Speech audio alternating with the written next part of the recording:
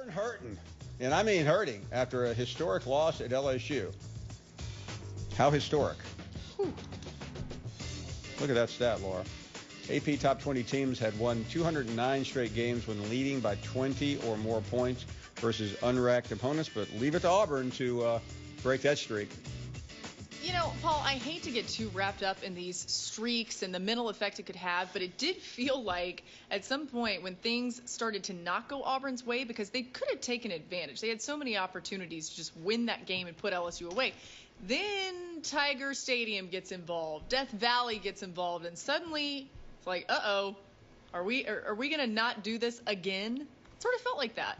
I think it was Kevin Skarbinski, the great columnist in Birmingham, who pointed out that it was only Gus Malzahn's second biggest choke job as head coach, the first being the blown lead in the national championship game against Florida State. But it looked eerily familiar, and it takes Auburn from a position to challenge for the SEC to now in a fairly desperate spot. And I know some will say they only have one loss in the conference, but they go to Arkansas and A&M, and they have Georgia and Alabama at home. So talk about getting out of the gate well. Not many have ever done better than Gus Malzahn in the first season.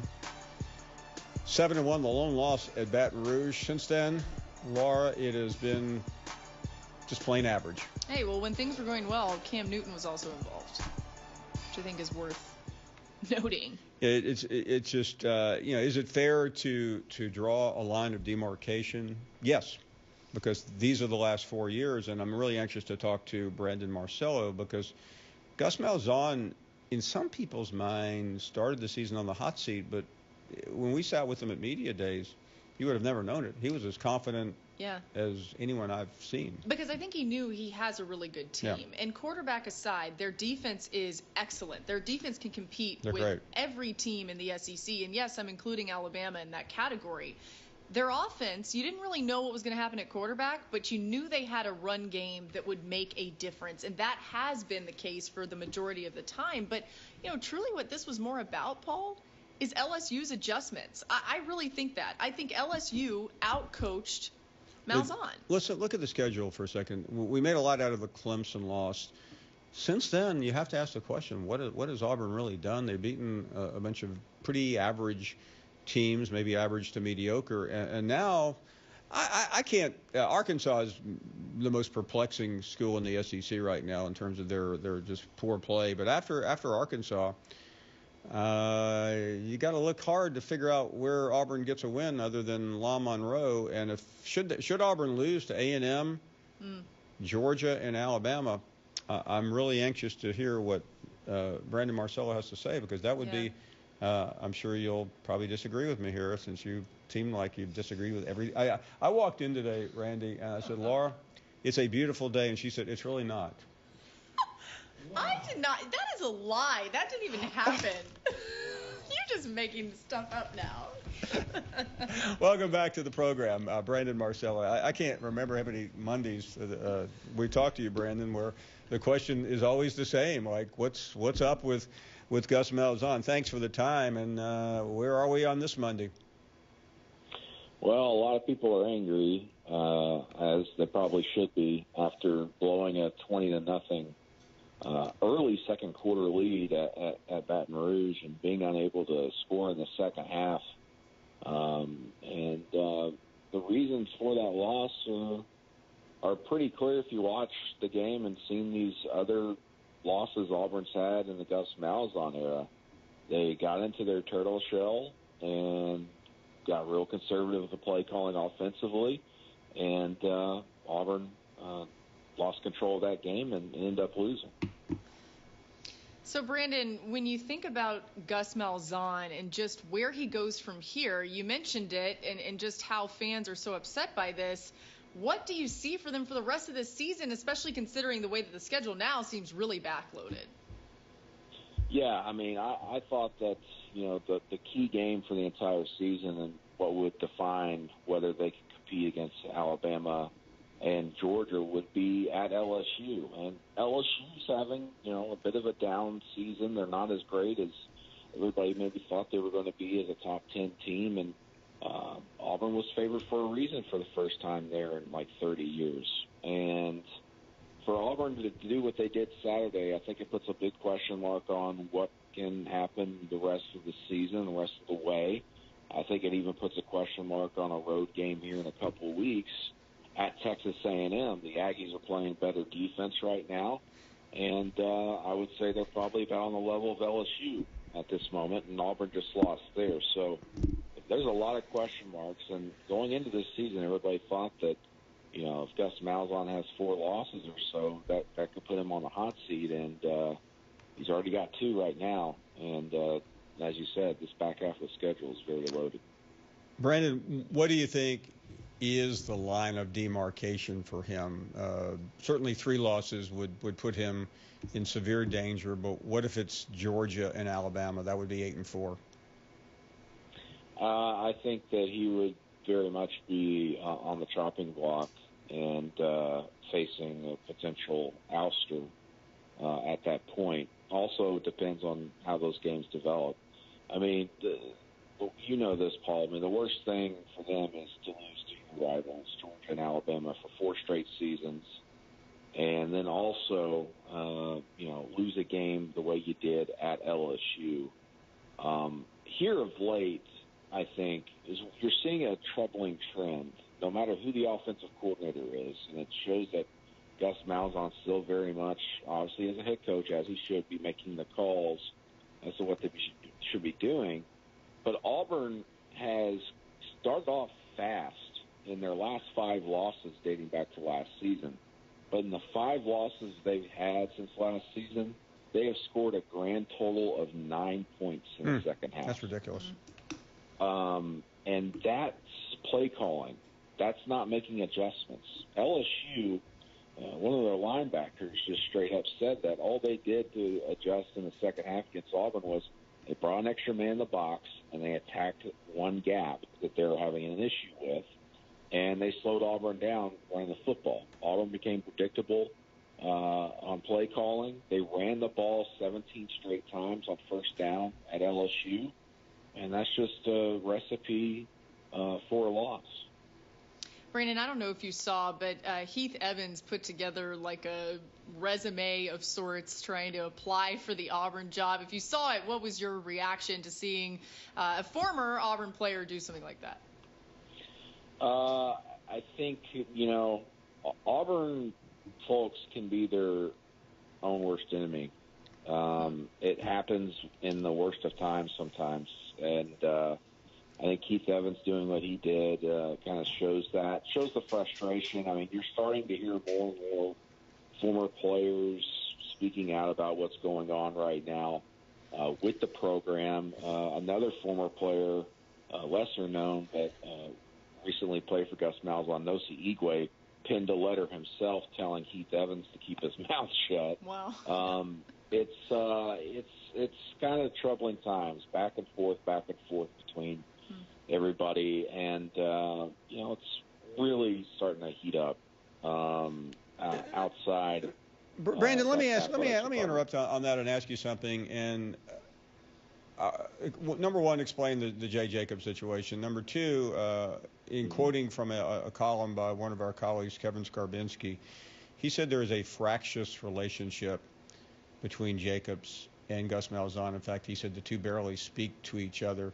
I'm not sure that's critical right now, considering Malzahn is probably on a cooler seat than Jay Jacobs. But what is going on here, and what's behind it? Well, there's been times throughout the last few seasons that Jay Jacobs and Gus Malzahn have gone weeks, if not months, without talking to each other. And I know going into this season, it had been a very long time, maybe a couple of months since they had talked, and I'm sure it's continued through the season. Now, with the Jay Jacobs situation, there obviously, as we've talked about, huge movement by the power brokers and some people on the Board of Trustees to push Jay Jacobs out of office. Now, what you're getting into is a sticky situation, because really, who's the leadership right now for Auburn? Is it the new president, Stephen Leith? Can you turn to Jay Jacobs? Is it someone else? Is it the power brokers that are helping call the shots that will convince Stephen Leith to make one move that could possibly affect whether another move's made if Gus Malzahn loses another 2-3 games? The timetable here is really shrinking, and the worst thing you can do possibly is go out and have to find a head coach. You don't have an athletics director. But at the same time, yeah. But does the athletic director usually pick the coach at Auburn anyway? Well, that's the thing. They usually put together a committee of former players and everybody, and they make the decision. And the power brokers. But I think that the coach, whoever it is, if they were to hire someone, would like to know who their boss is going to be. And there's got to be a decision made publicly soon on Jay Jacobs. It's been very quiet around here. Someone needs to speak up in a leadership position. Jay Jacobs hasn't done it, and obviously I think the person who needs to do it is Stephen Leith, the president, and he hasn't done it yet. Brandon, back to the actual football team. When you see Jarrett Stidham, I mean, at times he's looked so comfortable. Even in the first half against LSU, looked very comfortable, I thought, at the quarterback spot. But there still seems to be questions, and you've brought this up even while we've been talking to you, about who's actually calling the plays.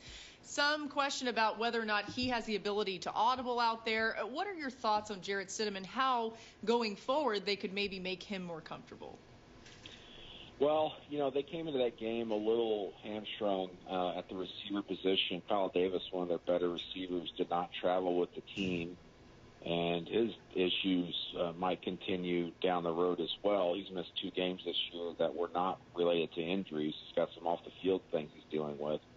That kind of slowed things for them in the receiver corps. But more than anything, I think it's the play calling that's going on. There's been some predictability in the passing game. And once Auburn sees one thing get stopped, they kind of go into a shell. That's been the case over these last 2-3 seasons, as I mentioned those numbers. But they've got some talent at receiver. I just don't know if they were able to get open as much in the second half.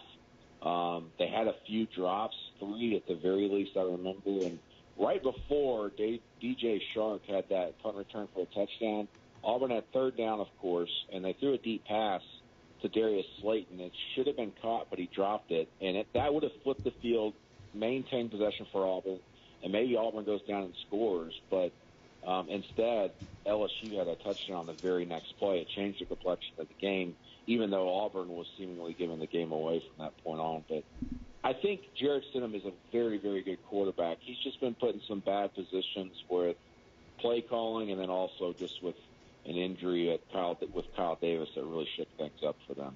Brandon, always a pleasure. Something tells me we'll be talking early and often this fall. Thanks, Brandon. Yeah, absolutely. Great to talk to you. One thing Brandon said that was so interesting, and Laura, you mentioned John Curry a minute ago about how important the relationship is. We heard Joe Oliva getting involved, probably rightly now that it's all said and done. But the idea of an athletic director not speaking to his head coach is a chilling thought in college athletics. And it doesn't affect on the field, but it can be very important. And I didn't really know that until I read it the other day. But it's a real problem at Auburn. Well, it would be one thing if either one of these people were very secure in their jobs. Like, let's say that Jay Jacobs is very secure, then it would maybe look like it was more of an issue for Gus Malzahn. But with both of them potentially having issues going forward with job security, it becomes a huge issue because it's almost like whichever one happens first could completely affect the other. And Laura, this is a school that's always been run by the trustees and the power brokers.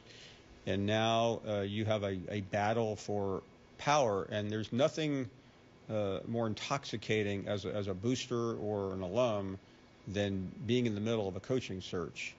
Intoxicating is a really good, I think, way to describe that.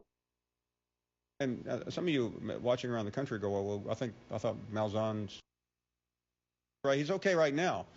But when you look at the schedule, it could turn ugly. And the other thing, too, about it turning ugly, both Georgia and Alabama are home games. Yeah. So as you've so rightly pointed out so many times, coaches that may have question marks or that have something to prove, you've got to win those games at home against your rivals. I think Auburn proved two things against LSU. One, its floor is really low. And you look at the schedule, Alabama, Georgia, Texas A&M, those three could be losses. So if you go 7-5, then yes.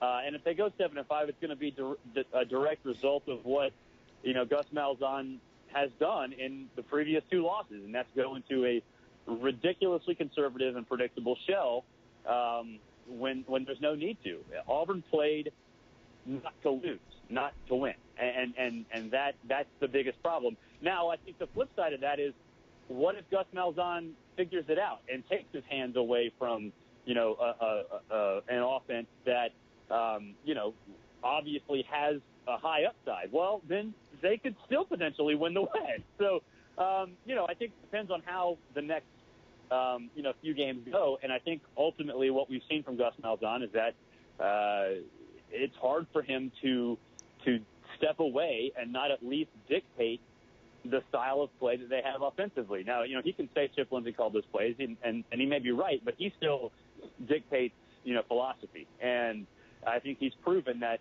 time and time again, as many times as he said he's stepping away and letting his offensive coordinator coordinate, what happens? A few games later, he steps right back in. And so I think that ultimately will be what happens, and we'll see if it results in a loss at Texas A&M and Georgia. Because if they lose to Georgia and Alabama, then the writing is on the wall. The record is what it is, and they'd have to make a move. Questions. What about Brett Bielema? We're just going down the line here. There's a lot of these questions, aren't there? Brett, look, I think it's year 5. He had a 5-year plan. He said that the day he got hired. It's year 5, and they can't even play Arkansas football well. Like, they don't win the battles at the line of scrimmage on either side of the football. I think they've gotten away a little bit in terms of what their identity needs to be offensively, and they don't play a lick of defense. So, I know folks have crunched the numbers and looked at the contract, and maybe it's not 15.7, and maybe it's more like $5 or $6 million for a buyout. I think it depends with Brett on what the landscape looks like outside of Arkansas. Because if you're fighting a coaching search battle with Nebraska, Tennessee, Auburn, UCLA, I don't think it'll be Texas A&M, but what happens if they fall off the face of the earth again? Do you really want to get in that mix if you're Arkansas? Probably not. So I think it sort of depends on outside influences more than anything else. But I think, regardless of the buyout number, and I've said this for years, a 3-9 record can act as the world's greatest fundraiser, and that's kind of where Arkansas is heading. I think our guys learned a lot about themselves. I'm excited about the week just from the standpoint, our guys have been here, done that, have responded very well, that no one questions their fight or their attitude. Personally, we've been here. We were 2-4, kind of almost in the exact same situation a couple of years back, and responded very well down the stretch, winning 5 or 6 or 6 or 7, whatever it was that we battled back on, starting with this game against Auburn. So I'm excited. Guys continue to make improvements. It's nowhere where we want to be, but obviously knew going in that there were some young guys who are going to have some growing pains, and unfortunately we all suffered through them, and have some guys that are now getting healthy. The 3 season-ending injuries are obviously still there, but hopefully we'll kind of get better as we move forward.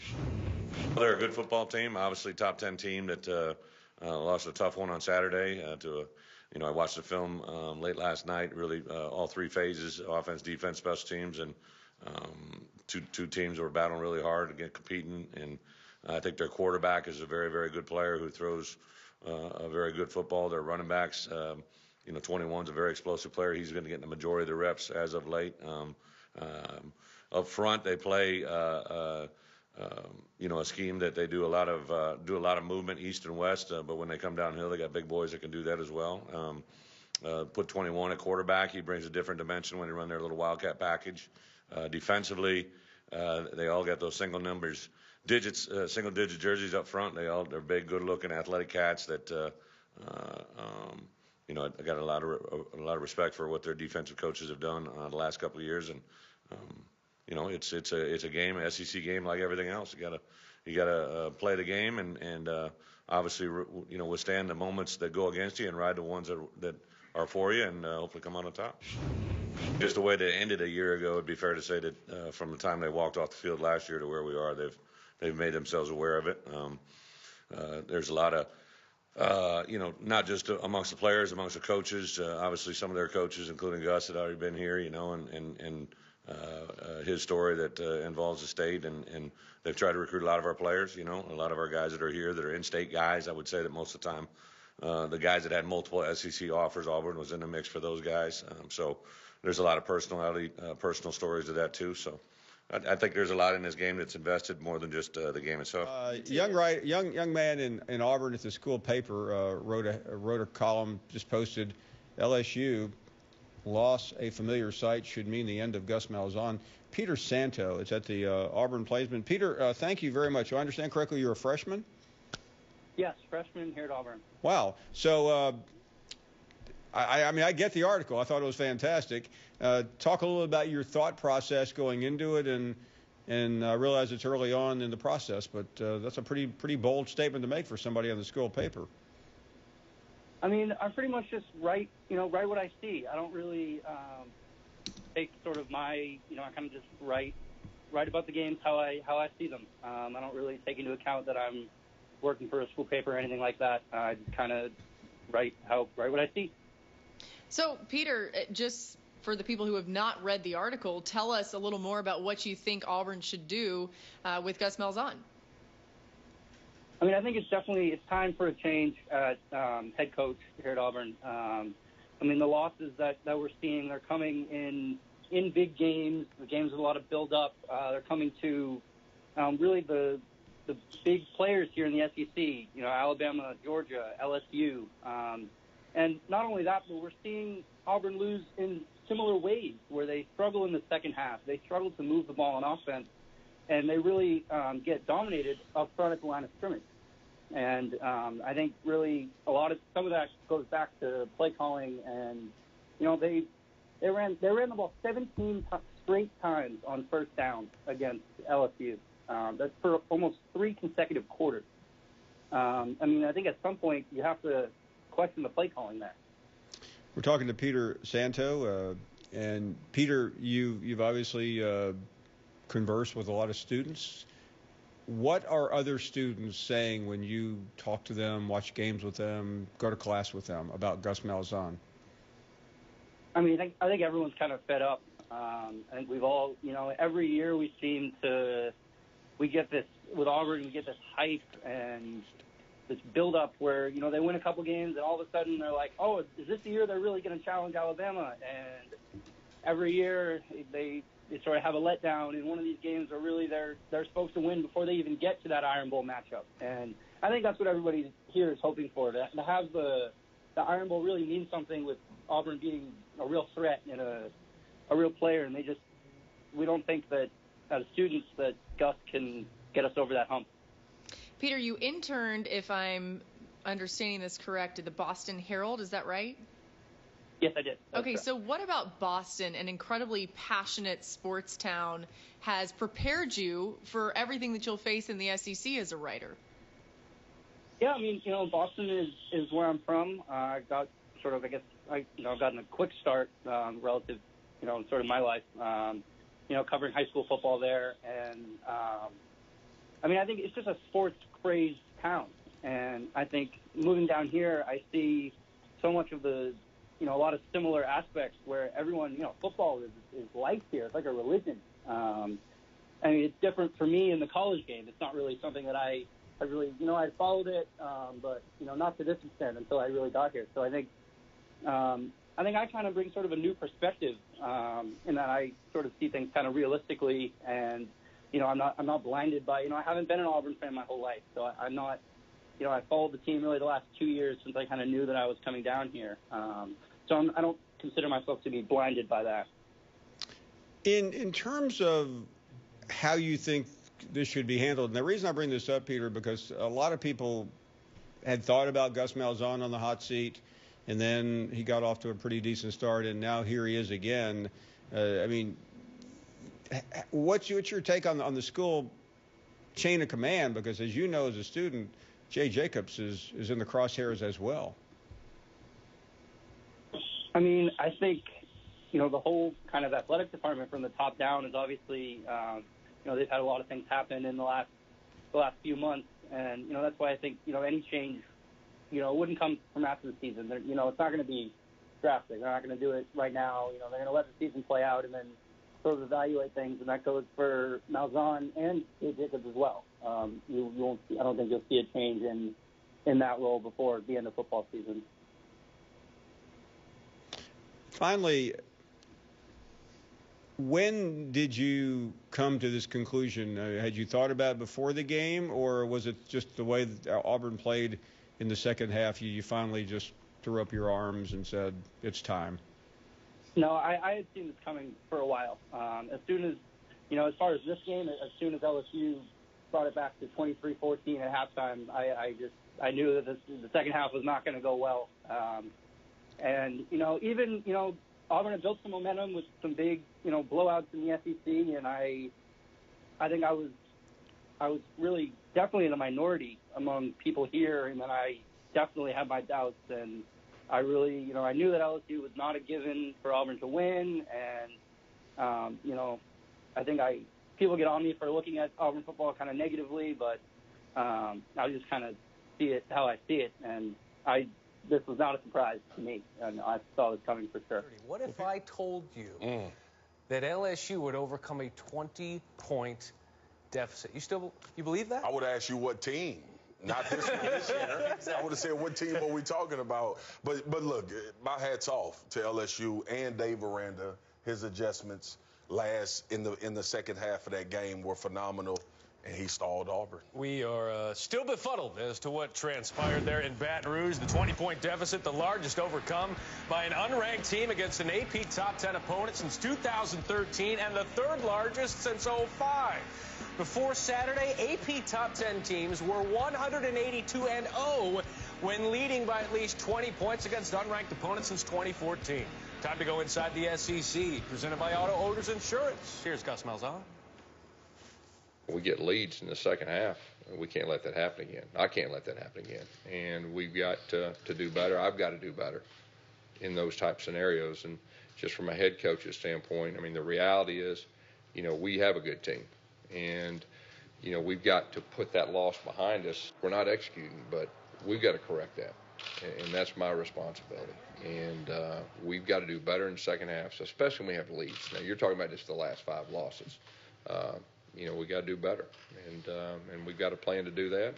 I know we gave up the drive right before the halftime, but the reality is, that how many points can they really score on your defense? I know that is one thought that as a coach, but obviously it didn't work out that way. Blowing a 20-point lead was tough to take, and I just wanted to say this: I've got good coaches, I've got good players. And anytime that happens, that's on the head coach, and that's on me. And that can't happen again. It's not going to happen again, but I take full responsibility. There was a comment in there about 20 seconds before the end where he said, at halftime, you're thinking, how many points can they really score on your defense? At the average fan, I think that's playing not to lose. How do you read it? It definitely takes two teams. When you talk about what a good comeback and how proficient, I think effective Danny Etling was at times, Auburn was vanilla and hesitant and conservative. You didn't see anything from that offense that said they want to win the game, outside of, at times, taking shots when they didn't need to. So I thought the play calling was all over the place. You play to not lose, yet you end up finding yourself in these situations. In the words of a great ESPN analyst by the name of Herm Edwards, say it together: play to win the game. And I have no idea why in this day and age in college football you would take your foot off the gas. And in this game, look, I know people talk about 20-point leads, and football is different. That's just 3 possessions with a score, and you can be down 1. It's not the same. So there is no time to sit on leads. People get on coaches for running the score up. Every possible touchdown I can score in a football game, I'm going to try to score it as a head coach. And I think Gus Malzahn, that is the ultimate getting comfortable, and then a letdown happening. Because this game is unforgiving, man. And no matter what game you looked at of LSU playing earlier this year, every football team has the capability of coming back because big plays happen. First quarter, Auburn 17 points, 9.9 yards per play. Second through the fourth quarter, 6 points, 2 field goals, 3.3 yards per play. Is there a such thing as a prevent offense? I mean, is that kind of what? Here's my problem. When I turn on the film, here's my problem. Not only did it get conservative, you're not putting Jarrett Stidham in this offense in a place to win. LSU's obviously going to make adjustments at halftime. No question. You have to allow your quarterback to make adjustments when the defense does. Now, this whole audibling thing, no quarterback is allowed to walk the line of scrimmage and say, oh, they called a run to the left, I'm going to throw a post. Right. That's not how it works. You work within the confines of the offense. But there was no RPOs. Where's the opportunity when LSU rears their ears back and starts driving on the run game for Stidham to pull it and throw it? It wasn't there. That offense that Chip Lindsey runs so well, that Malzahn does so well, you have a quarterback that can execute it. You didn't allow him to do so to make those adjustments when LSU made positive adjustments to stop the run. Yeah. Second half, Stidham was 2 for 13 for 6 yards. It's not good. Is that maybe just a case of maybe a program not accustomed to being in a spot like that? So, you know, Alabama gets a lead like that. You've heard this before. They're going to keep. Going to keep going. Auburn at that point with that lead, they change. They change their MO. This offense is predicated on running the football in the big play. And I think it's safe to say that that's how they've been operating in all of their wins. And that's what they tried to do against Clemson, who was just a better defense than you've played all season long, and they could contend with it. But here's the issue for Auburn. Find some intermediate passing routes. Find some easy stuff for this guy to do. They could have matriculated the ball enough even to eat up enough clock for LSU not to come back. If your option wasn't to try to score and try to preserve a win that is not preserved after a first half of football, then at least create some type of offense to play ball control. They consistently gave the ball back to LSU. The punt return by DJ Chark. It happens. It's special teams. That's how most teams get back in games, and that is the great equalizer. You look at the Atlanta Falcons and the New England Patriots this year. Atlanta got conservative. Yep. They tried to play it close to the cuff, and it cost them. Same thing Auburn went I had my notepad out watching this film, as always do. From 8 yards to 30 yards, they only attempted 4 passes. You're not even trying. It's hard, You're not man. setting your quarterback up to success. You know what we're forgetting? LSU played a different game on defense No question. in the second half as well. No question. Credit to them. Yeah, and we will get into LSU's defense a little bit later on. For Auburn, big crush to their playoff hopes. They no longer control their own destiny in the SEC West. Your Auburn Tigers looking for back-to-back road trips, and they're trying to bounce back. They head to Fayetteville to take on the Hogs. Fun fact, Gus Malzahn was a walk-on at Arkansas in '84 and '85, an assistant coach in Fayetteville in 2006. Auburn has scored 167 points in their first 4 conference games this year, guys. I mean, they've been rolling. And bad news for the Hogs is ESPN's Football Power Index sees the Tigers as overwhelming favorites Saturday night in Fayetteville.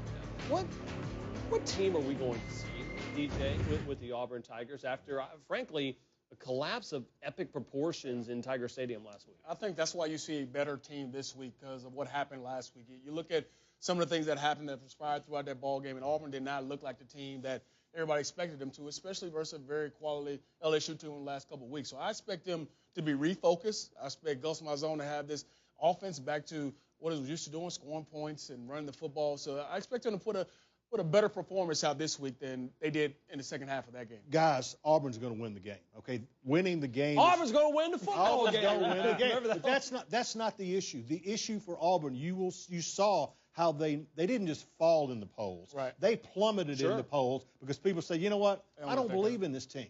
Auburn's got to make believers again. They've got to come out and play. They not only need to play well, they need to dominate.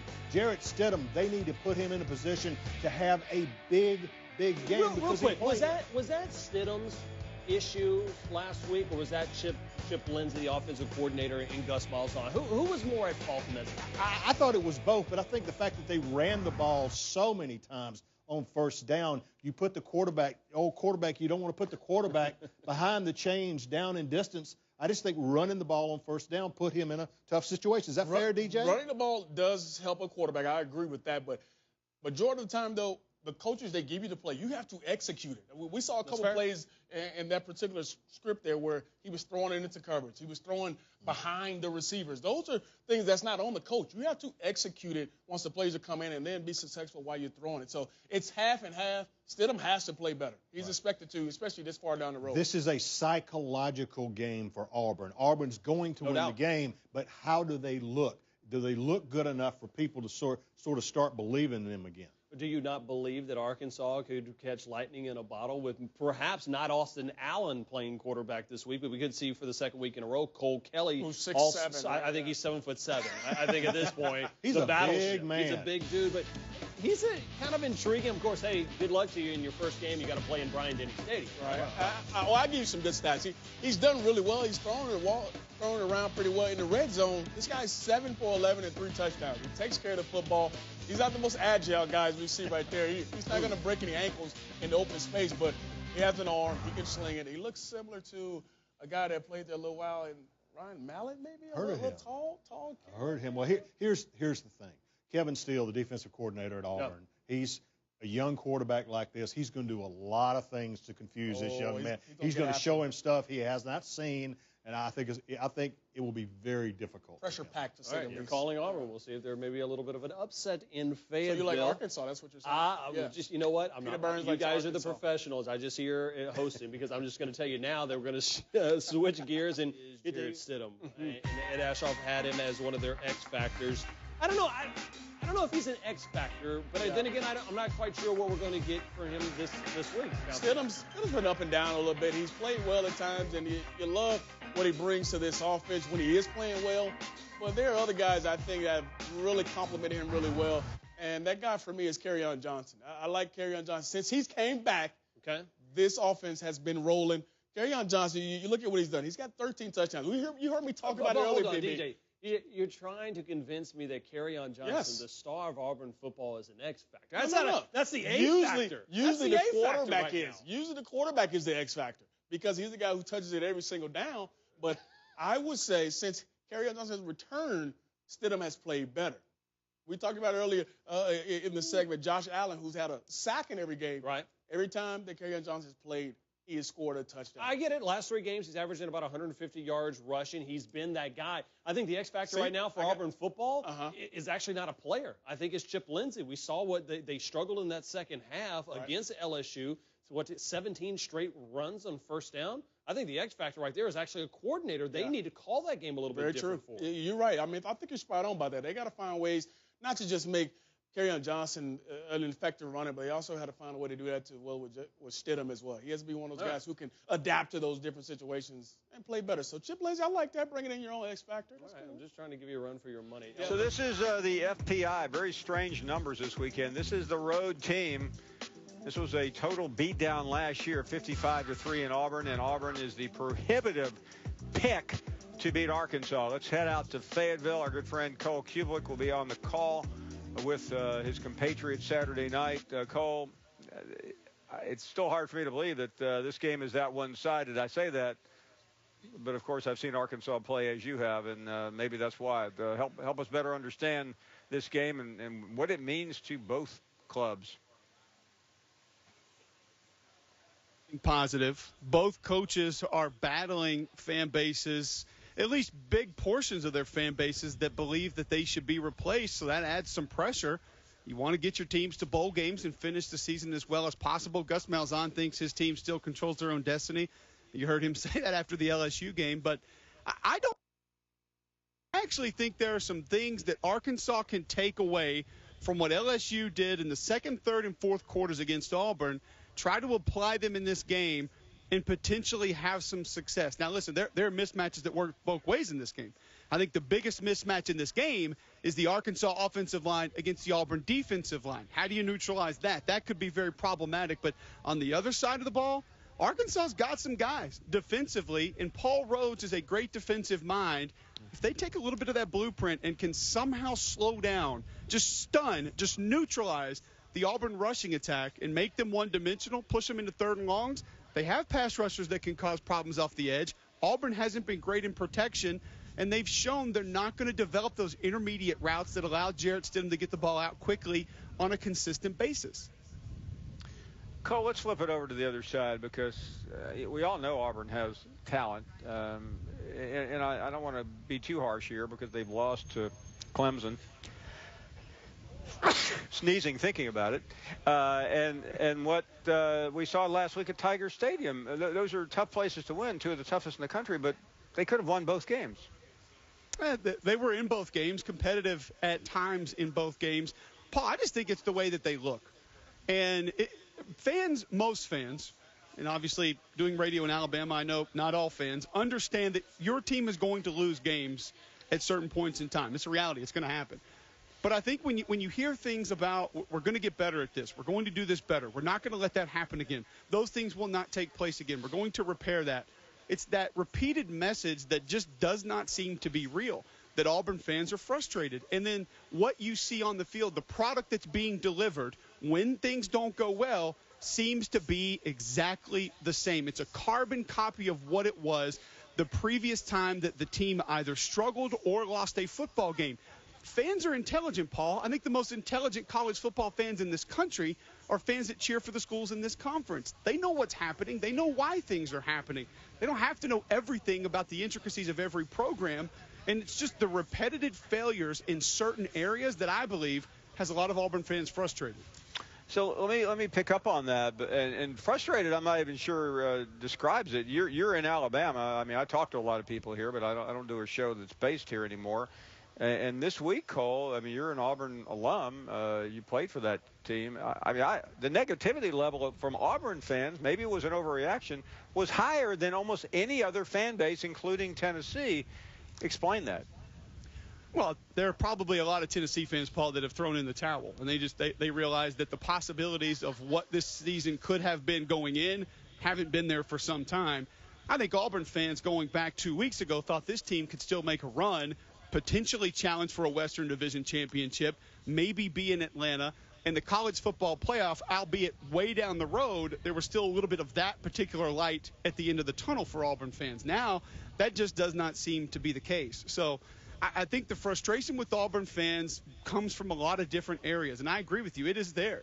But when you hear about the plan going in at halftime was that we're all but going to sit on this lead, try to run the football, and we think we're going to be okay and be fine, and then you lose that football game with an offense that just lacked creativity, lacked imagination, and lacked the ability to go out and do things differently against a team that you saw it right there on that field.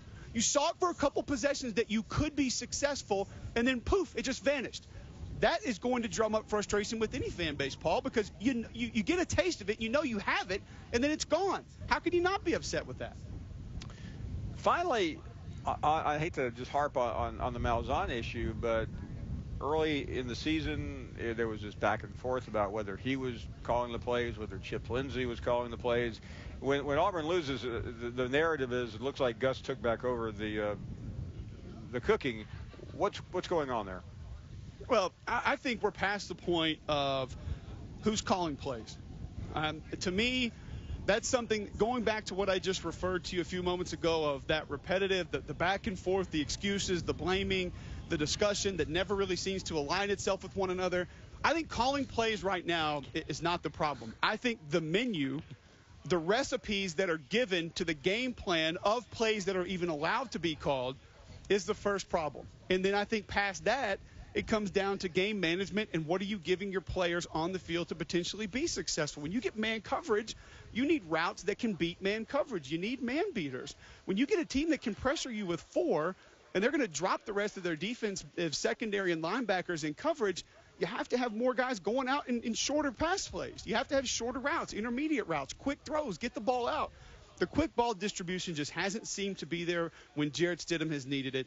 And I tell you, the biggest problem that I think I see with this Auburn offense, Paul, going back to when Malzahn was a coordinator at Auburn, is a lack of tempo and a lack of pace. I mean, Gus Malzahn cut his teeth, made his name as an offensive genius by going fast. That's where you put the defense in the biggest predicament, is by going fast. They've gotten away from it by trying to get into the perfect play on every snap. And that, I believe, is the biggest factor that has slowed this Auburn offense down. Cole, we'll see you tomorrow. I think it's a huge game for both. I mean, these are two coaches that came in at the same time, and both fan bases are a little bit upside down. We'll be watching tomorrow night. Thank you very much, as always. Back to my tanning, Paul. Always great. The final game, and you thought maybe before the season this would be a pivotal game on the SEC calendar.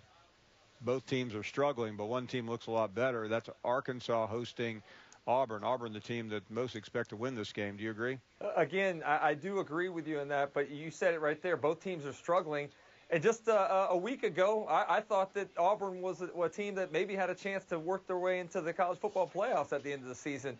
Their defense has been fantastic for the most part, but the blueprint was laid out last week by LSU in the second half, and that's how to stop that Auburn offense. You bring an extra guy down in the box. You force Jarrett Stidham to beat you throwing the football, and that was one of the things that I was excited about heading into the season was what Jarrett Stidham brought in terms of complementing that run game for Auburn that we know is always going to be there. But I was less than impressed with the creativity and the route combinations in the second half. Looked like a lot of go routes that Stidham ended up throwing. And the receivers for Auburn got very little separation in this football game. Now, this is a different defense that they'll go against in Arkansas on Saturday. Razorbacks have a tough time running the ball. I think that Kerryon Johnson will continue to have his way with the defense as he has with most SEC defenses in the games that he's actually played in. I don't think this is going to be a close one, but I still have some concerns about exactly where Auburn is at this point in time. Are they the team that, again, before leading into last week, that I thought had a chance to be one of the top 4 teams in the country, or are they a team that goes on the road and gives up a big lead like they did last week in Baton Rouge? After that 41-9 loss at Alabama, the Razorbacks are indeed back home. Still looking for their first conference win of the year, and Saturday night Auburn comes in after their blown lead and subsequent loss at LSU. Gus Malzahn making his way to his old stomping grounds as well. He was a Razorback walk-on and assistant coach. Primetime game Saturday on SEC Network takes place in Fayetteville as the Razorbacks host Auburn. Jordan Rogers is on that call.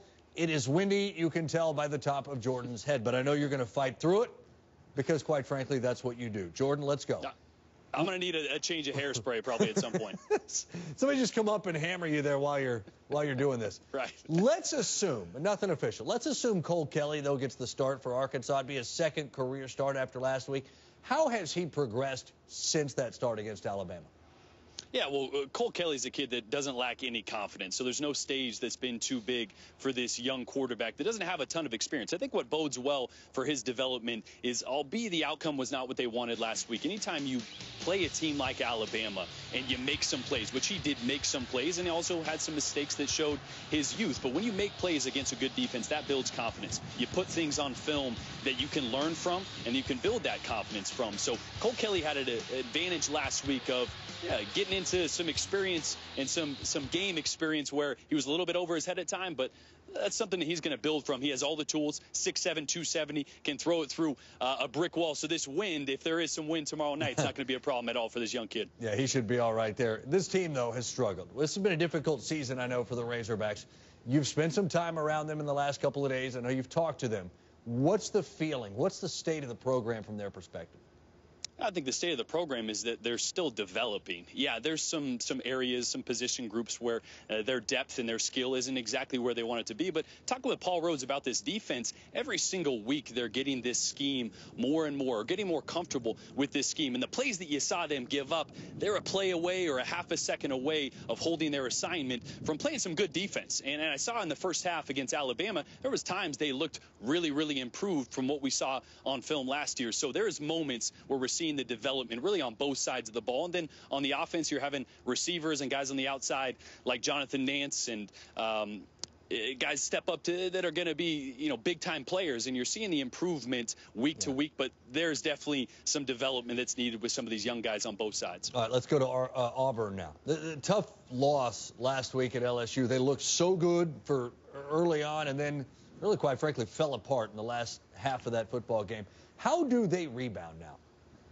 Well, I think you got to get back to finding out what you're comfortable with and what your identity is, especially on the offensive side of the ball. We saw them come out in the first half and look like the Auburn offense that we've been excited about. And in the second half, you saw a completely different team. And what I've noticed is the check with me the attempt of getting in the perfect play at every scenario of Gus Malzahn, Chip Lindsey, and this Auburn offense works until the defense figures things out. And LSU figured things out in the second half. They were playing fast. They were playing aggressive. And what I'm looking for is giving Jarrett Stidham some autonomy at the line of scrimmage. Not to completely change plays, but when you have a defense that is playing aggressive, the beauty of the RPOs, the run-pass options, is that you can make adjustments post-snap that get your team into beneficial looks and distributing the ball where the defense's strength is not. And that's what they didn't do. They were trying to be too perfect on offense. I think they handcuffed Jarrett Stidham to some degree as well. I want to see them give him more autonomy in this offense to be able to push things intermediately and down the field with more success against looks that they want to face. That is Jordan Rogers, where the wind is whipping. Jordan, we'll watch you Saturday night. It looks good. Oh, you're good. It looks good. Thanks, Dari. You got another headline? I do have another headline. What you got? It is chop pig suey. Oh. Right? You know, a little play on the term there. This is going to be another game that I think Auburn has a big bounce back. Last week, a disappointing loss, gave up a big lead in the beginning of the football game. But one thing we know Auburn can do is run the ball, and Arkansas 10th in the conference when it comes to stopping the run. I'm interested to see if they try to do what LSU's defense did and bring an extra guy down in the box, give some one-on-one opportunities to see if Jarrett Stidham can make some plays like he did not do last week in the second half against LSU. So there you go. You're dropping hints. We're getting hints on who he might pick, but next up. Stick around. All right, next up, Auburn at Arkansas. Going with Auburn 35, Arkansas 13. And if you look at the game last week, Arkansas was not able to run the football at all. 29 yards rushing against the Tide. This is I'm not going to say equally good defense for Auburn, but a very good defense. They're athletic up front. The linebackers read and react, get downhill in a hurry. They're not going to have much running room, and Cole Kelly's probably going to have to shoulder this on his own. Not a good recipe for an Arkansas win. There's several coaches right now who some of their fans would probably just drop them if they had them out there trying to crowd surf them a little bit. Here's some of them. For instance, how about Jim Mora? Lost 10 of his last 13 Pac-12 games. They play Washington today. They're 3-3. Haven't built on that comeback against A&M. Brett Bielema, Arkansas, and Auburn. They want it to work, but there's a feeling they've plateaued. Mike Riley, best thing for him, Nebraska's off today. They're 3-6 in their last 9 games. And Butch Jones, a heavy underdog. He is a regular visitor to this spot. Heavy underdog against Alabama. Now, hot seat, I know you're thinking, here we go again. But let me point out something. Last year, after Penn State played Michigan, the athletic director gave James Franklin what amounted to a vote of confidence. Week off for Notre Dame. Brian Kelly got a vote of confidence last year. And now here we are a year later, both those guys coaching in the 2 biggest games of the day. Yeah. So who can turn it around of these guys supposedly on the hot seat? Well, can I give you one that I don't feel as confident? Go ahead and go to negative town. Why not? I'll go to negative town for you. When you look at that list and when I look at UCLA, there's been no evidence to prove otherwise. They've had a lot of talent. UCLA has had talent come through their program. To look at them now, giving up over 300 yards a game on the ground, over 300. I mean, a lot of that's effort. You know that if you hustle and play hard, you could stop the run. I mean, at least occasionally, and not give up over 300 yards. So I don't know that UCLA can fix it, if can turn it around. It's been frustrating to watch all that talent year in and year out that they have had and not do something with it. He's 7-11 in the last couple of years, 44-27 overall since he's been the head coach there. You just felt like they've got the talent. You'd think you would see this thing turn, but it hasn't. And that's the thing, I think, as an athletic director. It's one thing if a guy's in his 2nd or 3rd year.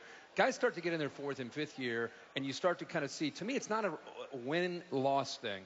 It's a direction.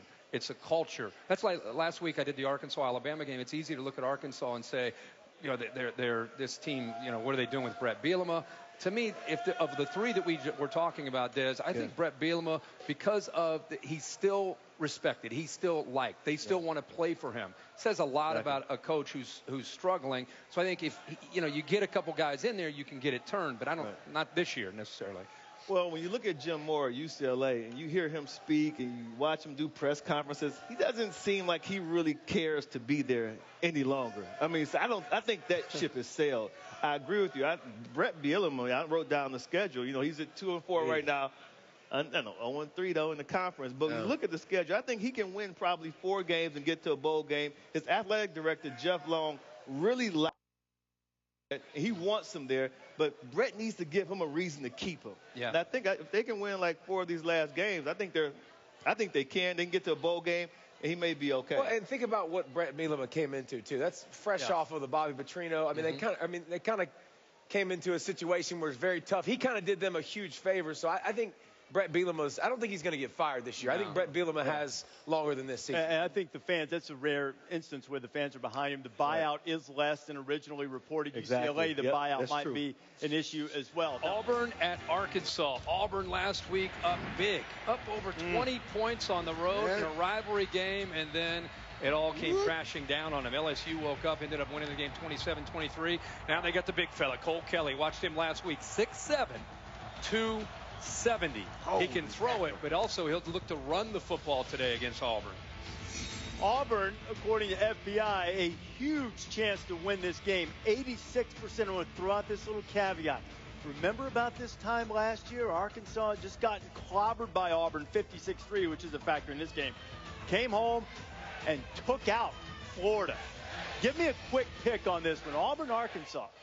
Auburn. I think Auburn, because of the loss last week, super focused. They're still thinking about trying to get down to the end of the year to play Alabama. Hey, the end of the year, they got A&M, Georgia, and Alabama. Absolutely. In November. Yeah, I think they'll have them ready to go. I think the Tigers will bounce back. Yeah, close one, though. Arkansas is going to play them tough. Now to Arkansas. 7:30 Eastern on the SEC ESPN Network. Arkansas hosting Auburn in Fayetteville. The Hogs looking for the first conference win for them. And Brett Bielema said it's likely that Cole Kelly will start at quarterback for the second straight week in place of Austin Allen. So the Hogs are taking on an Auburn team that, frankly, at this point is a bit of a mystery. More questions than answers right now for this Auburn team that blew a 20-point lead at LSU. And Gus Malzahn returning to a former home of his. All eyes, though, on the play calling. And he said it this week. You don't want to let a tough loss beat you twice. Arkansas, of course, hoping that that loss lingers and gets Cole Kelly some time to get comfortable. But now to another Cole, Kublik, with Brett Bielema. Coach Bielema, Cole Kelly gets the start for you guys at quarterback last week. You don't have to look past just his physical stature to see what he brings different to your offense, but what can you do differently with him at quarterback? You know, he sees things so well. I think just because of his natural height, he really understands where routes are conceptually, but he also has a good feel for where defenders are. He's in his second game, as a starting quarterback or preparing in that matter, so I think he'll be better, but he's a guy that you got to control his highs and his lows because he rides them both. This Auburn offense obviously can put up points, put up yards. What's the challenge preparing for this group that'll be here today? Well, they're quick starters. Offensively, their numbers in the first quarter, first half are ridiculous, so you got to withstand that storm. Got to be able to have answers, but I think, with the running backs in particular, they're very, very versatile. The quarterback makes the answers when the run game goes away, and they're pretty good up front. Thank you, Coach. Thank you. Thanks, Cole and the head hog. Now time to find out who will be the readiest. Brought to you by Holiday Inn Express. And guys, Cole Kelly, he's a big boy. How can he be the readiest against this Auburn team, Tim? Well, he has to take what the defense gives him, but they play a lot of man-to-man, and when he gets a shot down the field, they have to hit it because Auburn's run defense is just too good. They're not going to possess the ball enough. The key is making sure you protect him in the pass rush. He's not the mobile guy. And look, Austin Allen stood back there and got beat down, and now you got a bigger guy, which hopefully he can shed off some tackles, but he's not going to be as elusive. And then on the other side, Jarrett Stidham, Gus Malzahn and Chip Lindsey has to give this guy an opportunity to have methodical drives. I mean, I know it's great to hit the big play, and I got a quarterback up here that probably want to throw for 390 a game, but Auburn has to have an offense that burns people on every level. They got the run game going. That was having success, and then they had the deep ball going because of that. The intermediate passing game needs to evolve for them because I think it makes them an even more dangerous team if they can put drives together for a long period of time. What they have to do is find a way to convert on third down, to give themselves an opportunity to get that no-huddle, fast-tempo pace going, because when they do that, then they're a very dangerous offense. But right now they're not converting on third down, and they're missing those chunks down the field. Paul, Auburn fans have been frustrated this week on your show, calling in and really saying a lot of negative things about the program. How would you say and describe the temperature of Auburn fans right now? Shockingly negative. Laura, you sat with us early in the week, and fan after fan called in wanting change, and I kept asking, hold on a second, but they did not want to hold on a second. Interestingly, Peter Santo, He's a young columnist for the Auburn Plainsman. That's the school newspaper. He called for Malzahn's firing Monday in a column. I mean, these are things I'm not familiar with. Well, with me, I'm familiar with them, but not with other people. No, he was a freshman. Yeah, like, I mean, that's what made it even crazy. It was just shocking, but I think he fairly represented the mood. Now, will it change with a few wins? Yes, but it shows it's a very radioactive situation. Yeah, how about Arkansas, Paul? Because they're also in a tough situation where they're looking for their first SEC win. Their fans are pretty impatient, but I think there is a better connection between Arkansas fans and Brett Bielema. They desperately want him to succeed, even though he and Gus Malzahn have been there the same length of time. Although I love SEC fans, and they're so supportive, and they love their teams, they also don't always understand the big picture, and sometimes they can jump to conclusions right after games. So I think both these coaches are doing a good job, but they have to be but 1 week doesn't define them. You have to give them a chance. Finish out the season, see where they're at. I think that's a very wise way to say it, because remember, the previous week they were the 10th ranked team in the country, and everyone was talking about them factoring into the college football playoff. What was so devastating about the Auburn loss was taking your foot off the gas. And I think that's where a lot of fans got sideways with Gus Malzahn, is because he got conservative and he admitted it, that they thought they could play on a 20-point cushion. And you just don't want to hear that as a fan. I'm coming from a fan's perspective. Football is a difficult game. Give Dave Aranda and LSU all the credit in the world for adjusting and actually stopping some of those plays that they were trying to run in the second half. But with that being said, continue to play to win the game. Don't rest in football. I totally get it, and I do think they backed off a little bit, but people need to also understand how hard it is to stop momentum in Death Valley when you're playing LSU and you're playing a team that has belief. In the second half, that's what they had, and they were rolling, and it's really hard to stop a team that's rolling. But, Tim, as a coach, you can't come out and say we were going to rest on a 20-point lead. Like, that's the worst possible thing you can say after you give up that lead. They had chances, too, to put LSU away and didn't capitalize. We welcome in Jordan Rogers right now. And Jordan, it seems as though Cole Kelly at least showed some toughness last week against Alabama, the big body out there on the field. What do you think he has to do in this one today? Laura, big body's an understatement. 6'7", 270 pounds. Originally, when Austin Allen was healthy, they had some running packages, the steamboat packages they called it, short yardage and goal line. They're still going to depend on him running the football. They'd like to cut that down to about maybe 10 times a game for called runs, trying to keep him healthy. But I'll tell you what, there's going to be a lot on his shoulders in passing the football. Auburn is going to try to make Arkansas one-dimensional. I believe they're going to load the box, force Cole Kelly into throwing the football, distributing the ball. There's going to be a lot on his shoulders, but more importantly, they got to protect him up front. That offensive line, that's the reason Austin Allen is a little bit banged up right now. They got to protect this big kid, even though he can take some hits. By the way, just want to let everyone know that is an inside look, behind-the-scenes peek at the production meeting for our SEC Saturday night game there. Of course, Jordan with all of his buddies. Yeah, what's going on in this production meeting? I see Tom Hart. I see Joe Taylor. Tom Hart over here just having a little coffee. They ain't doing nothing. Well, we got our resident offensive lineman, Cole Kubelik. So that offensive line for Arkansas, how are they protected? What kind of changes we got this week? Well, you're going to have Frank Ragnow, the original center this year, who went to right guard last week against Alabama, going to go back to center, which I actually think is a good move. The center's the quarterback of your offensive line, and he can distribute his potential both to the right side and the left side, athletically, physically, and mentally and verbally as well. So sharing those calls back and forth, Jordan, you know how important a center is to an offense. I think having Ragnow back at center is a great way for this Arkansas offensive line to begin to improve down the home stretch. And you know a quarterback's always got his offensive lineman close, so. Yeah, you have your priorities in the right place. Jordan, thanks so much, you guys. We will see you at 7:30. Make sure that you are caffeinated and ready to go for this one. Bro hugs. I will be.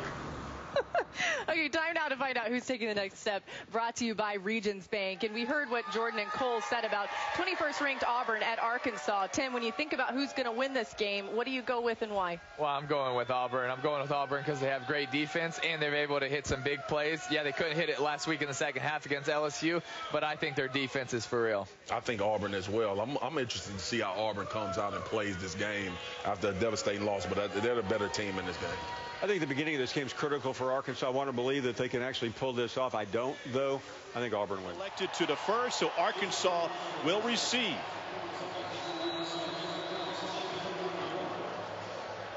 A series that dates to 1984. These teams have split the last 10. Davion Warren back to receive for Arkansas. Daniel Carlson, the best kicker in the league, will get us started.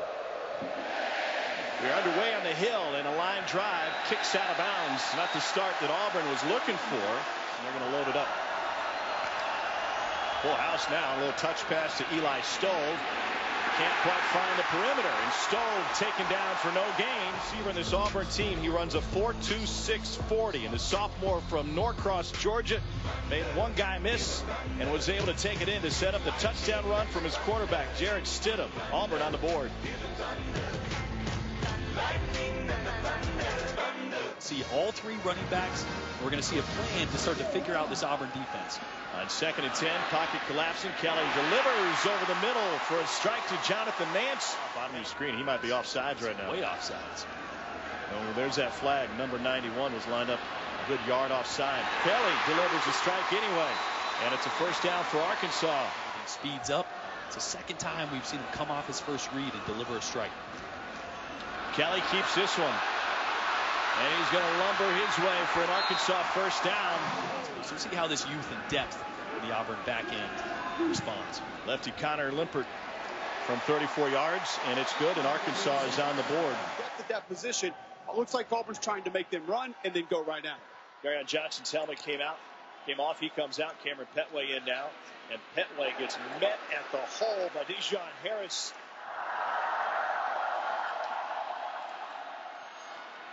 Marion Johnson met in the backfield, reverses field, tried to hurdle and paid the price. Arkansas's Andre Tolliver comes up with a stop. It's a loss of 8. Well, this Arkansas program started the season with heavy hearts. Frank Broyles passed away in mid-August from complications from Alzheimer's disease. He was the SEC Player of the Year as a quarterback for Georgia Tech back in 1944, then the head coach here on the Hill from 58 to 76. And 1964 team won the national championship, undefeated, 11-0, took down Nebraska in the Cotton Bowl. Then after coaching, Broyles was director of men's athletics, helped Arkansas win 43 national championships, 48 SEC titles when he served in that role, and built this athletic department from the ground up. Speaking of his playing days, by the way, he set an Orange Bowl record back in 1945 with 304 yards passing. That record stood for 55 years. It was finally broken by Tom Brady, who was also the kicker, by the way. It's a swagger and a calmness about his game. Under center this time, pocket collapsing, and he dumps it off. Little screen to Chase Hayden. The freshman cuts it back. Hayden moves his way past midfield. Largest gain of the night for Arkansas. Goes for 23 yards. Structured. See if you have to do that. Has to learn a little about him in the first couple drives. Yeah, I thought that was a really interesting line of thinking as Kelly delivers it over the middle. That'll pick up 12, but leave him short of the first down. Tight end position right now. Auburn 5 of 10 on 4th down this year. Johnson trying to go over the top, and they stuck him. Arkansas stands up. Jonathan Marshall. Short on that measurement. 5 times of their 12 first downs. Marion Johnson again. Now Will Hastings here in the slot. Stidham looking for him on the deep out. He's past the chain, but it's picked off. Arkansas saw it coming. And a great break on the ball by the Razorbacks, and they take it away. It's going to be breaking in or breaking out. Stidham just, you see the 2 hitches there. An out-breaking route that far to the sideline, it's got to be thrown on your first hitch. Otherwise, it's going to be too late. And so the captain comes up with a big takeaway for Arkansas and life for the Razorbacks. See, it's got to be thrown now. Yep. Just a 1 hitch late. Drop back passes, play action without establishing the run first. They're about equal in run pass play selection thus far. And this one will open it up. The freshman Chase Hayden takes it into Auburn territory. That's a big run they've been looking for. It goes for 41. But you see it both ways. Kelly's a dude with a strong arm. Hadn't really had much of a chance. Here's Williams. He squirts free. And Williams takes it to the 30. 38. The sophomore out of Allen, Texas. And that one's going to curl in. Great hold. Carlson knocks another one through. Cameron Petway was the nation's top returning rusher Had to battle through some injuries here in the first half of the season, and he finds the end zone for the first time tonight. And a pair of rushing touchdowns from Cameron Petway. And Auburn really got it rolling here in the second half as you watch Cameron Petway hit pay dirt again. Locke's fourth 400-yard passing game. Tied the school record that was set by Chase Daniel. I understand Chase is back at the game today with some of his teammates. Here's David Williams. And Williams rips off a 17-yard run. I just love it because that's what Gus Malzahn said. We're going to keep our foot on the pedal. We're not going to get conservative no matter what. Davion Warren trying to break free. Loses a man. Trying to find the edge. Warren being chased. He's going to take it. Touchdown, Arkansas. 100-yard return for Davion Warren. There is no foul for illegal blocking. Back. Block is from the side. He goes to the play. Touchdown.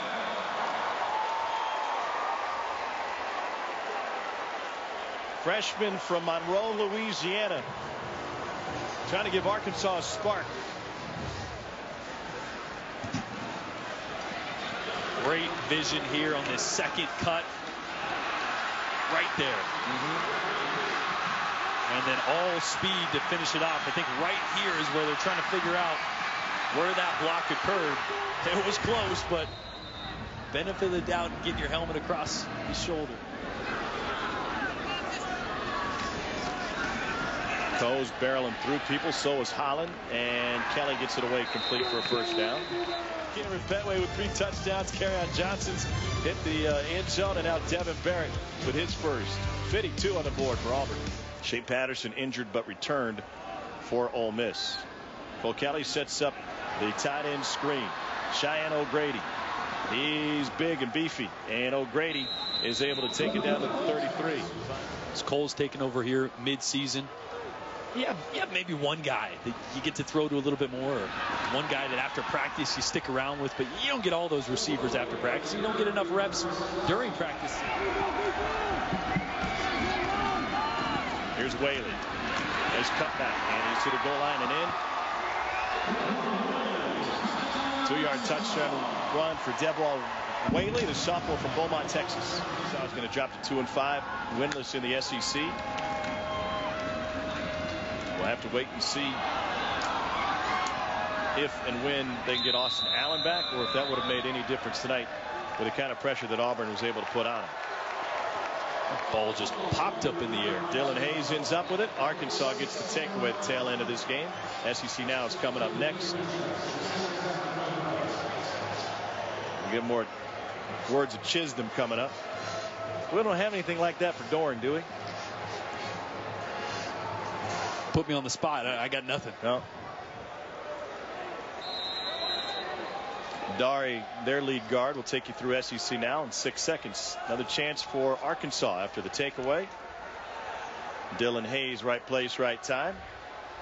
Arkansas at home as the Tigers of Auburn try to get over what happened last week in Baton Rouge. It's gotten tough for the Razorbacks. Again, no Austin Allen. And they're missing 2 players on defense. This is a 9. Oh, boy.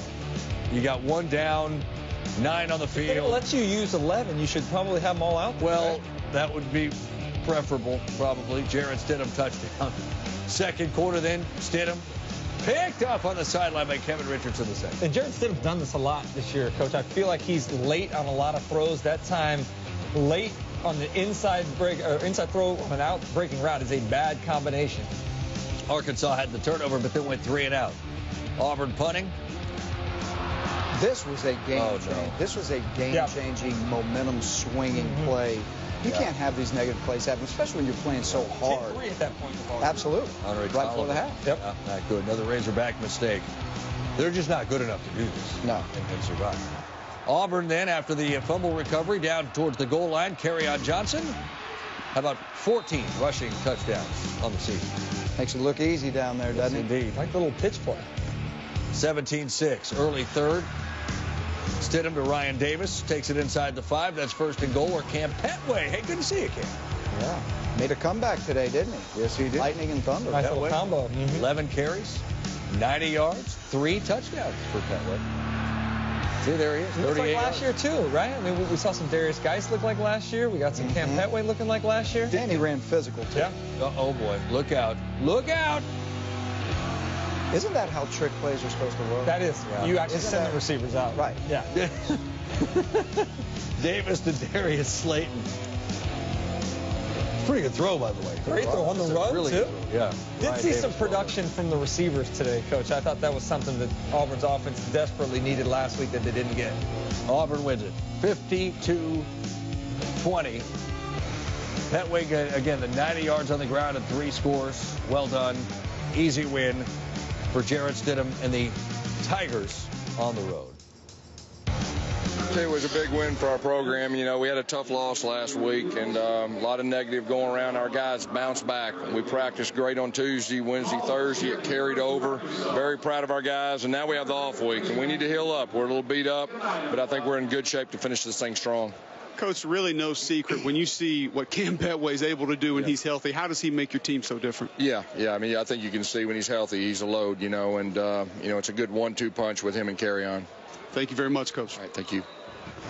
Yeah, and there's issues in Fayetteville, and we know that. And again, no Austin Allen, so Cole Kelly made a second career start. But let's look at Auburn offensively. What do you suppose they saw in the second half against the LSU, in a game they lost at Baton Rouge, that they knew they had to address and did successfully? I don't think this did anything. I mean, I think what happened last week against LSU was you had a different defensive roster that was able to dedicate themselves to stopping the run. Today, Auburn just continued to hand the football off. They ran and ran and ran, and until you can stop the run, they're not going to do anything different. I think the blueprint for beating Auburn is forcing them to throw the football, and they never had to do that today. I mean, they were able to continue to churn up yardage. They were 9 of 15 on third downs and never got in a position where they had to really throw the football in order to win like they did last week in the second half. That's right. That's right. And then defensively, they just dominated the game. They forced 3 turnovers, had 6 sacks, 8 tackles for loss. They dominated it. You saw young guys really productive today. Nick Coe was all over the field.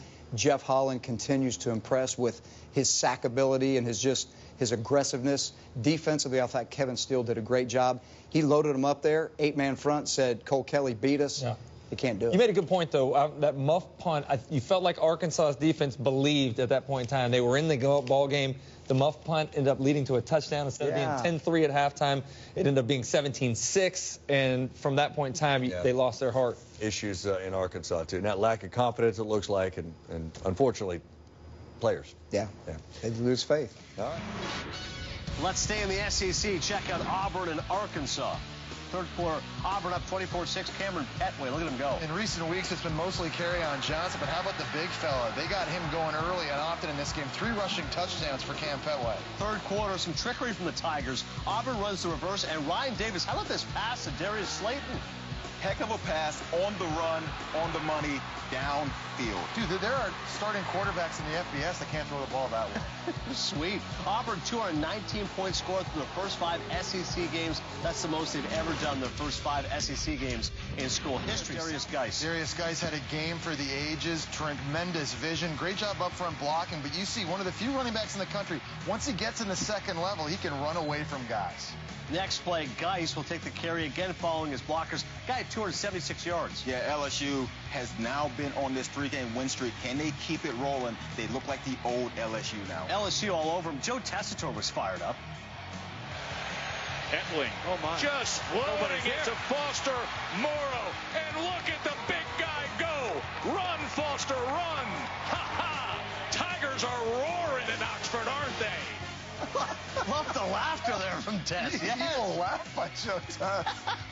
LSU wins this one 40-24. It was the final. Geis, the first player in SEC history with 3 career 250-yard rushing games and the 276, third most in LSU history. Already has the most and 4th most in school history. The top 4 rushing performances for LSU, all in the last 2 seasons. All right, mentioned LSU. How about the Tigers before their bye pre-Alabama? LSU hits the road to Oxford. They'd won 2 in a row, big wins, Florida and Auburn. And Ed O, of course, coached at Ole Miss for 3 seasons. A little over a decade ago, Darius Geis had it going. Look at this, gain of 59 yards. Then on the next play, look at the blocking. How about the receivers getting highlighted now, making blocks downfield? That's the unselfishness that receivers. And I think the whole offense has become more physical since the criticism of a couple of weeks ago with Troy. Everywhere, perimeter blocking, offensive line, everywhere. That's okay. That? Up and over. Not the first time he's done that this year. Remember the Florida game? Yeah. Sorry, Dwayne. Had to bring that one back, huh? Shea Patterson, 2nd and 5. Patterson lets fly, and he badly overthrows his receiver. Grant Delpit with the interception. That wasn't even the worst part of the play, Dart. Well, no, this would be. Watch the little hitch in the giddy up there on the right knee. You got an issue, Shea. The super sophomore went into the tent and then into the locker room. Came out in the second half with a brace. Third quarter after an LSU field goal. Jalen Jones. That would be a crease, and he found it. This is where you thought, hey, look, the momentum may swing back into Ole Miss's favor. Answer a big play. Absolutely. Yes, absolutely. And you thought that would do it, but it just didn't bring enough juice. He just stepped out of bounds, or else you're looking at a 3-point game. That point led to a field goal. Ensuing drive, Geis. That's a typical Geis run right there, right? Doesn't it look like him? That looks like what we thought going into the year. That's what his runs looked like last year. Set up a touchdown, 23-9. Ensuing drive for the Reds, 4th and 5. Patterson gets the throw off. Dawson Knox makes the catch, first down. Next play, Jordan Wilkins. With that, little hint of a run game. Yeah, I thought that was a great run. I'll tell you what, he's been productive in the last couple of weeks. He's really started to kind of find his groove. That was great vision and a great cut. 23-16, and then more guys. He came into this with 2 games of at least 250 yards. He now has 3. He went for 276 on the ground and a touchdown, and then a little shovel to DJ Moore. That's how Danny Etling threw a touchdown. Hey, that was a great call down there on the goal, near the goal line. Great job on the shovel off the take jet sweep. The Magnolia Bowl went to LSU. Fell down there, right? Lost the Magnolia fell off. Yeah, the Magnolia gone. But the win remains. 40-24. Oh, man, LSU. 3 straight wins since that Troy loss.